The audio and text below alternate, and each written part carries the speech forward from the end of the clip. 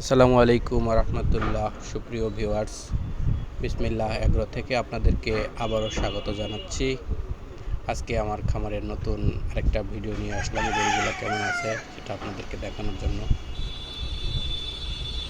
এরা সবাই খাওয়া দাওয়া করে এখন রেস্ট নিচ্ছে। একে একে দেখাচ্ছি। আজকে আমাদের খামারে নতুন নতুন আসলো এই ষাঁড় বাচ্চাটি।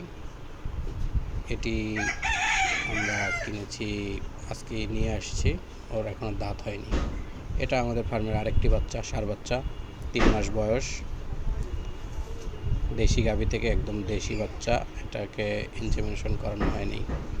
ইনি শাহিওয়ালের পার্সেন্টেজ আছে বোধহয়, মনে হচ্ছে বেশ বড় সড়ো। তার খাবার দেখলে মাথা ঠিক থাকে না। আজকে বর্তমান তার অবস্থা দেখেন। পেট তো তার দেখা যায় পিঠের উপরে উঠে গিয়েছে। সে এখন মাইড হয়ে গিয়েছে। তাকে গত 26 তারিখে ইনসেমিনেশন করানো হয়েছে, শাহিওয়ালের বীজ দেওয়া হয়েছে। এর আগে যে বাচ্চাটি দেখলেন এটির মা, এইটা চতুর্থবারের মতো এখন আবার গাভিন হয়েছে। ওই বাচ্চা রেখে আমি 3টা বাচ্চা পেয়েছি।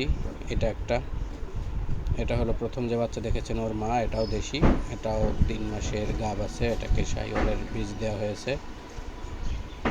স্বাস্থ্য খুব একটা ভালো না হলেও খাবার দাবারের রুচি ভালো আছে, খাবার দাবার খায়, কিন্তু দুধ হয় বিধায় হয়তো বা স্বাস্থ্যটা আমি ওইভাবে গড়ে উঠাতে পারিনি। এটা এখন যে গাভীটি দেখলেন এই গাভীর বাচ্চা, এটা এখন বর্তমানে গাভীন, তার আগের বাচ্চা, তার আগের বাচ্চা।